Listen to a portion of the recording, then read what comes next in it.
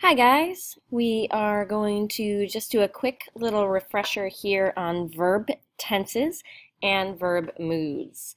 So, first and foremost, we're going to start with verb tenses. When we talk about verb tenses, there are really three basic tenses, and then we go off onto tangents with more specific tenses. But when we talk about tenses, we're talking about time.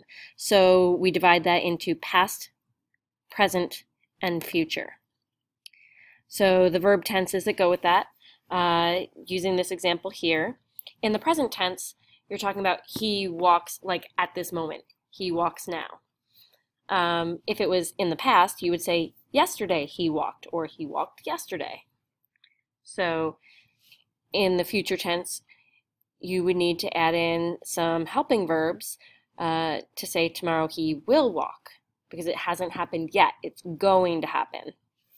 So the difference really is in the present tense, you don't have the helping verbs, just in straight present tense. In past tense, you may or may not end up having a helping verb, depending on what's going on there. But you have an ending, an ed ending, usually. There are irregular verbs.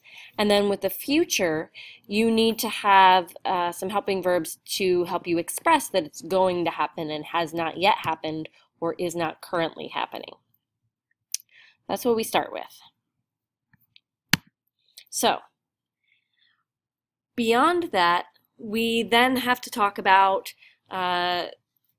things that are either the perfect tenses or the progressive tenses, and that's where things get really kind of fun. Not really, I'm being facetious.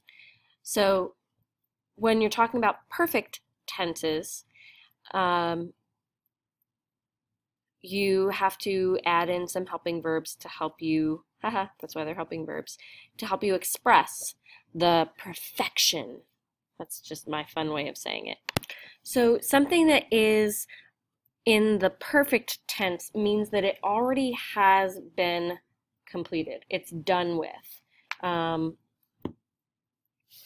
at the time that you're going to be talking about it, which sounds weird because you can have future perfect, but we'll get to that one.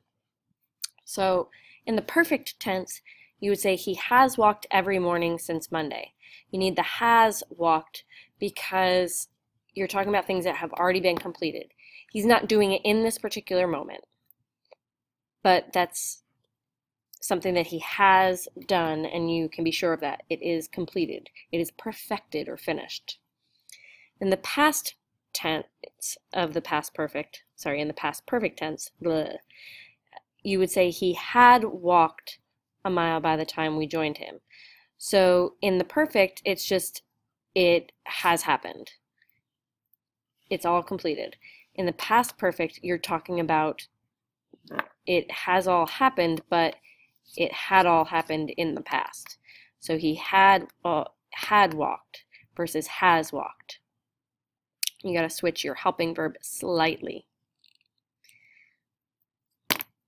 With future perfect, you need a whole series of helping verbs to create a verb phrase to get the tense correct. So when you want to say that something will have been completed by a certain time, you need to have will have as your helping verbs usually. And then you have, of course, because it would have already been completed, you need that ed ending on the end of your main verb. So that's the similarity between them all. And the helping verbs that you use, has, had, will have, help determine whether you're in perfect, past perfect, or future perfect tense.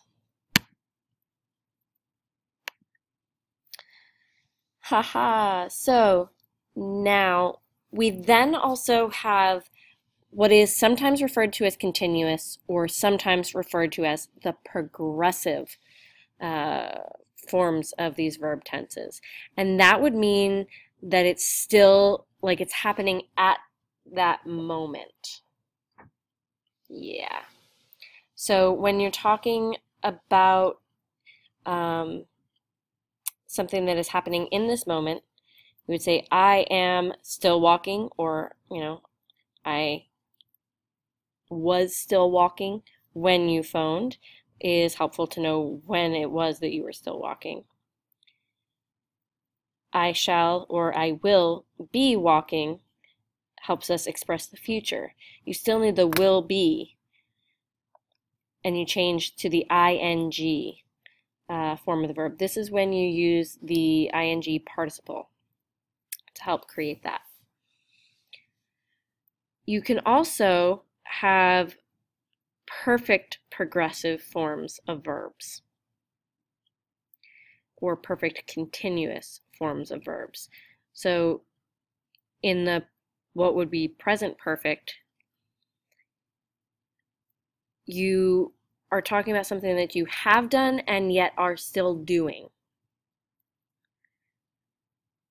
at that time. So I have been walking helps us have the perfect continuous or perfect progressive form. I have been walking since early morning. So here you have. To make it past, instead of have, you would switch to had. I had been walking for an hour when you phoned. And have here would switch out to has if you're talking about like someone else. In the future perfect, you would say I shall have been or will have been, and then walking with the ing for the continuous or progressive tense of the verb. So that's a ton of information. And so now these are particular examples with these sentences, but I've got some charts that are kind of handy to help us out with that. So when you're talking about the past, if you're just talking about the past at all, she worked. If you're talking about the past progressive or past continuous, she was working. If you want to make it perfect, as in it's already completed, she had worked. And to have both perfect and continuous, you would say she had been working. So this chart for me is really handy because it allows me to see past, present, and future, and then how that is impacted by the continuous or progressive form, the perfect form, and the combination of perfect progressive or perfect continuous form. So this chart I think is really simple and helpful to being able to break down the different types of tenses. Again, this is going to work the best for you when you work with verbs that either end in ing or ed when you switch them to past tense and the participle, present participle tense. But if you don't have that, we can try substituting in other verbs, and the helping verbs should still remain the same. So past, you tend to use was, present, you tend to use is or are, but will be indicates the future, or will have been. Those all indicate future. And because I like pizza, here is another set of the verb tenses similar to what we saw in the last one, but rather than just talking about an action that is, maybe a little bit boring, we can all eat pizza. We can all enjoy pizza, hopefully. So here are some examples of pizza being eaten to help us with our verb tenses. Take a look. See what the differences are between this slide and this slide. When you take a look at the helping verbs, was eating versus was working for continuous. The ing ending and the was are the same. You're going to notice that, but eaten changes slightly because you don't say eated. So that's an example where here we have a traditional verb, not irregular, and eat is an irregular verb. So these are not just beneficial to see because we like pizza, and not just to provide us with another example, but this provides us with an example of what an irregular verb would look like. Conjugated, that's what we call it, conjugating our verbs into all of the different potential tenses. So with those other charts, they were just using particular examples. But if you are the type of person who likes to have more of a formula, this is for you.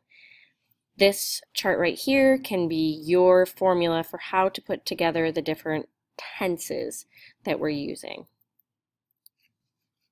Take a look. If this chart helps you best, please, please, please take a look and, screenshot the screen at this time. And now for our last little bit, we're going to just do a quick refresher of verb moods. Remember, there are 5 different moods. The indicative mood indicates or presents just information. Imperative gives commands. Interrogative interrogates or asks questions. Subjunctive expresses hopes or doubts or not real situations, and conditional is the mood where you are sharing possibilities. Subjunctive and conditional are the ones that give people the most difficulty, but the first 3 we'll still kind of go through quickly. Okay, so when we're in the indicative mood, we talked about this as stating a fact, or it could also be denying a fact, or things that we decide are facts, like well-hidden opinions. So rain is falling, rain is not falling. Both of those are statements that are just indicating that we are sharing that information. Most of the time, we are in indicative mood when we are in simple, progressive, and perfect tenses. So these are the most common tenses that we associate with verb mood. That's why we're doing these together. That's why we're bringing back verb mood, to make sure that we understand that verb mood is associated with verb tenses and vice versa. So when we're talking about the imperative mood, we know that that gives commands, and I have here the subject of all imperative sentences is the unstated you. Sometimes you will state it. You don't have to, but remember, this is the only time where it's really okay to not have your subject identified. And when we talk about the imperative mood, we are using the base form of a verb to do something, the infinitive, but we're not using to. We're just simply starting with the do or not do of something. When we're in the interrogative mood, remember, we're asking a question, and so we tend to flip our sentences here. We tend to flip subjects with at least the verb part of the predicate. It messes up our general sentence structure. And of course, they always need to end with a question mark. That's what we really need to know about the interrogative verb mood. It's not really limited to one particular tense. When we're working on subjunctive, it's things that we hope or wish, or they're imaginary or theoretical things. They're not actually real. So the tenses associated with them can vary, but often have something to do with the future, although they don't have to. And